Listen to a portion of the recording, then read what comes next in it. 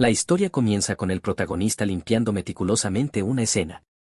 Tras revisar todo por tercera vez y convencerse de que ha terminado, se dirige hacia la puerta del baño. Al mirarse en el espejo, ve reflejada a una pareja que ha asesinado y que ahora se dispone a limpiar. 11 horas después, dos hombres llegan a la escena del crimen. Uno de ellos, vestido con un polo negro, es recibido por su compañero, quien lo llama señor. El superior le pregunta por el estado del lugar y este responde que todo está muy limpio, pero que la hija de las víctimas presentó una denuncia tras regresar de un campamento escolar. Menciona que el asesino parece haberse quedado tiempo suficiente como para limpiar cuidadosamente la escena. El jefe recuerda los asesinatos ocurridos en los vecindarios de Chol y Simpyeong y sugiere que, aunque los métodos fueron distintos, las limpiezas posteriores son demasiado similares como para ser coincidencia. Le ordena a su compañero que revise las cámaras de seguridad, identifique a los no residentes en la zona y busque coincidencias físicas entre los sospechosos vistos en las tres escenas. Mientras tanto, el protagonista conduce su auto y escucha un boletín urgente en la radio. La policía ha confirmado que los asesinatos en Chol, Simpyeong y Hongdae fueron cometidos por la misma persona. Se ha abierto una investigación pública y se ofrece una recompensa de hasta 10 millones de wons, aproximadamente $10.000, por información que lleve a la captura del sospechoso. Al llegar a su destino final, el protagonista fuma un cigarrillo, aunque recuerda que fumar es perjudicial para la salud, prepara su auto y lo lanza al río. Luego sigue su camino hasta llegar al pueblo de Gwichon. Allí, comenta para sí mismo que la aldea no ha cambiado, ni siquiera la niebla, pero se sorprende al ver que el árbol sagrado del lugar ha sido cortado. Recuerda que antes se decía que ese árbol protegía la aldea. Justo en ese momento, un anciano se le acerca y le pregunta quién es. El protagonista guarda silencio. El anciano se exaspera y grita, pero una chica aparece para calmarlo, explicando que su padre no está mentalmente estable. Ella lo lleva a casa ofreciéndole bocadillos y luego se queda hablando con el protagonista. La chica se disculpa y le pregunta si está de viaje como mochilero. Él responde que no, que se acaba de mudar al pueblo. Sorprendida, ella le pregunta por qué solo tiene una mochila y él explica que su abuela vivía allí. Al mencionar que su abuela se llama Jeonja Kim, la chica se detiene y, recordando, le dice que esa mujer falleció hace 3 años. El protagonista finge sorpresa y dice que no lo sabía, pero ella sospecha, pues no lo recuerda del funeral. Él se molesta un poco y admite que no asistió, pero le incomoda que lo interroguen de esa manera. Ella insiste en que es extraño, y él responde que todos tienen sus razones para no acudir a un funeral. Si no confía en él, que pregunte a otros habitantes del pueblo. En ese momento, el padre de la chica aparece con una serpiente en las manos, causando molestia en su hija, que le pide que la tire. El protagonista se despide, recomendándole que, si va a preguntar por él, lo haga con alguien más estable. Al llegar a la antigua casa de su abuela, el protagonista busca la llave escondida, notando que está muy lejos del borde, lo que le parece innecesario ya que no hay nada de valor para robar, pero vemos un dedo un poco aterrador en ese lugar. Al entrar, descubre que la casa tiene electricidad y agua corriente, lo cual le resulta extraño, considerando que la abuela murió hace más de 3 años. Mientras saca un hacha de su mochila, nota también que la casa está impecablemente limpia, como si alguien hubiera estado viviendo allí recientemente. El protagonista reflexiona que quizás traer un hacha fue una mala idea, ya que vino al pueblo a esconderse. Justo entonces tocan la puerta de su casa, y él, tras guardar el hacha, abre. Afuera lo esperan 5 personas. Un anciano se presenta como Seok-dae No, jefe de la Asociación Comunitaria de Gwichon, y le pregunta si es el nieto de Jeonja, cuestionando cómo entró si las puertas estaban cerradas. El protagonista solo los observa, confundido por la presencia de tanta gente. Uno de los hombres, a quien luego llaman Dan, le exige que responda, pero el anciano lo detiene para evitar que sea grosero. Luego, vuelve a preguntar por qué está ahí y cómo entró. El protagonista responde que saltó el muro y que no dice ser el nieto de Jeonja, sino que lo es. Dan reacciona con violencia, agarrándolo por el cuello y exigiendo respeto, pero el anciano lo detiene de nuevo. El protagonista responde con un cabezazo que derriba a Dan. Aunque nadie parece alterarse, el anciano menciona el verdadero nombre de Dan, Jeonseok, y le pregunta si piensa quedarse en el suelo, a lo que éste responde que no. El anciano se disculpa por la rudeza de su acompañante y dice que ahora, viéndolo de cerca, recuerda al protagonista de niño. Luego, ordena a los demás marcharse, confirmando que él sí es el nieto de Yeonja.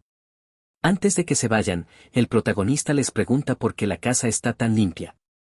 El anciano responde que nadie vive allí, ya que la familia de Yeonja nunca fue a su funeral, pero los vecinos se turnan para limpiar la casa y consolar su espíritu.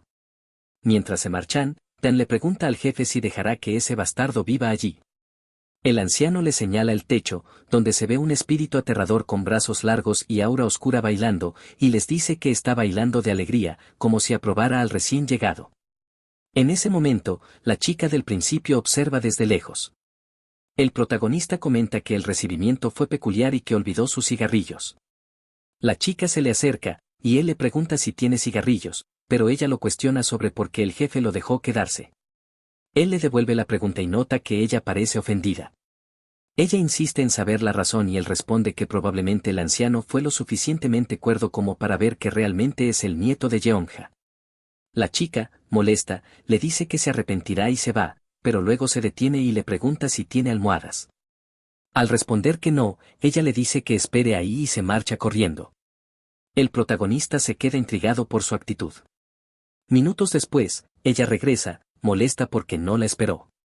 Le entrega una almohada y una manta, señalando que con solo una mochila no podrá dormir bien.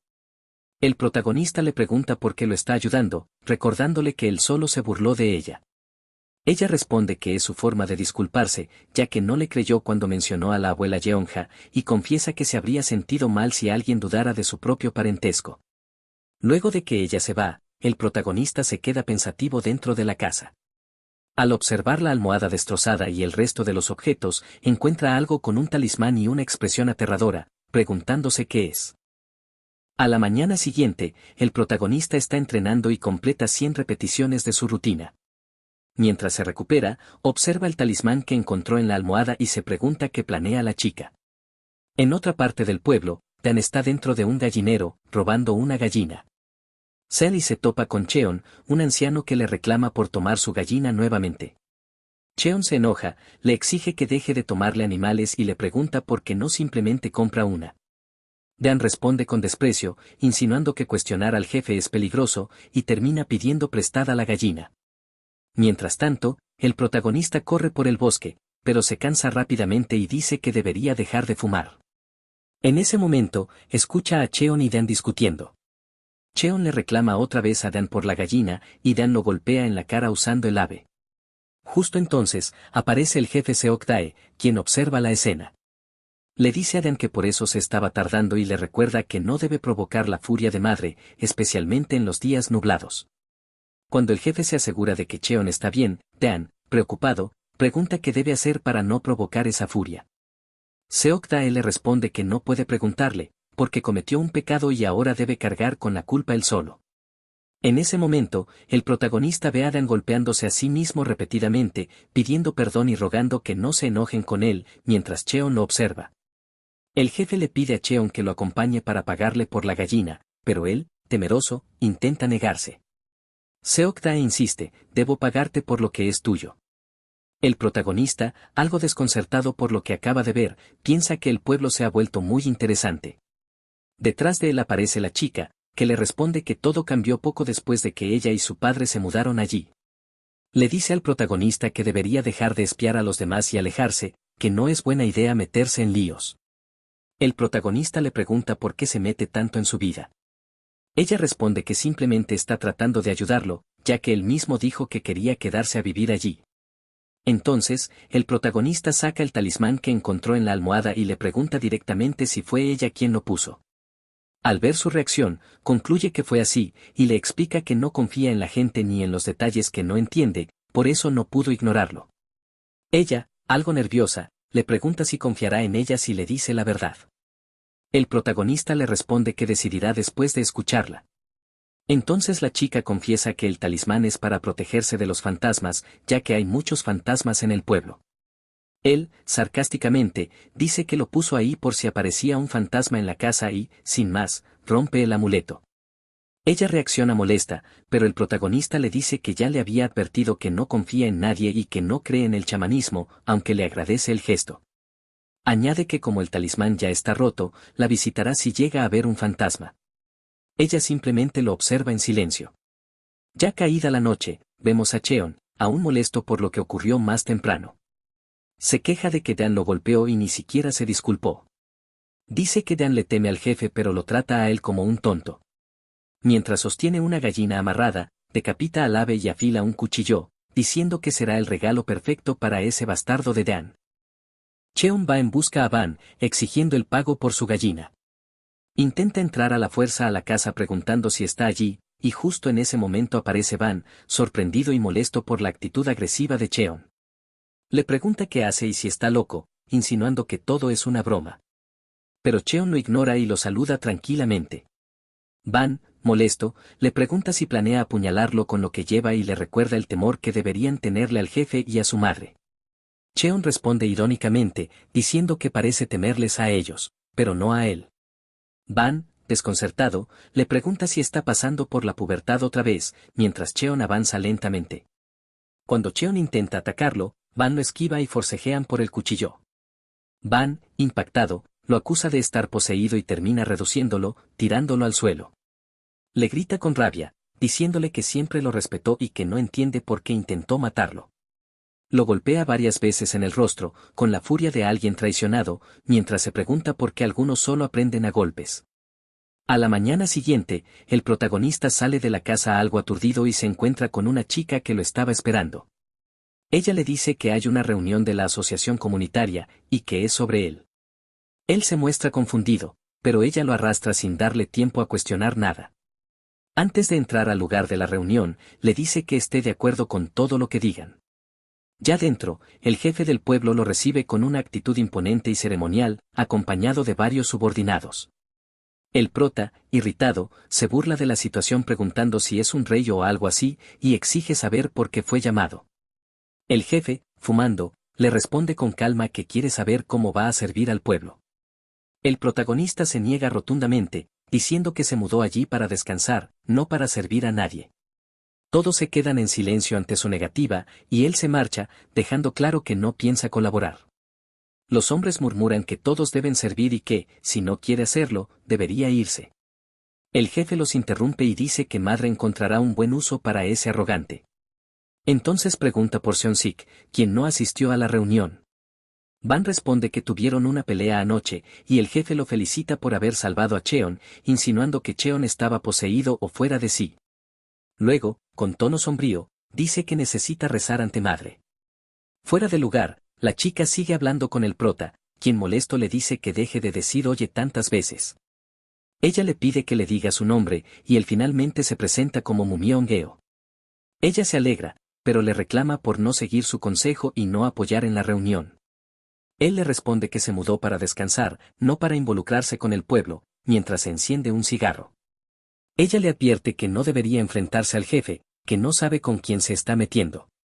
Él, lejos de intimidarse, responde con sarcasmo, encontrándolo interesante. En la última escena, vemos un altar con una estatua de Buda y una gallina frente a ella.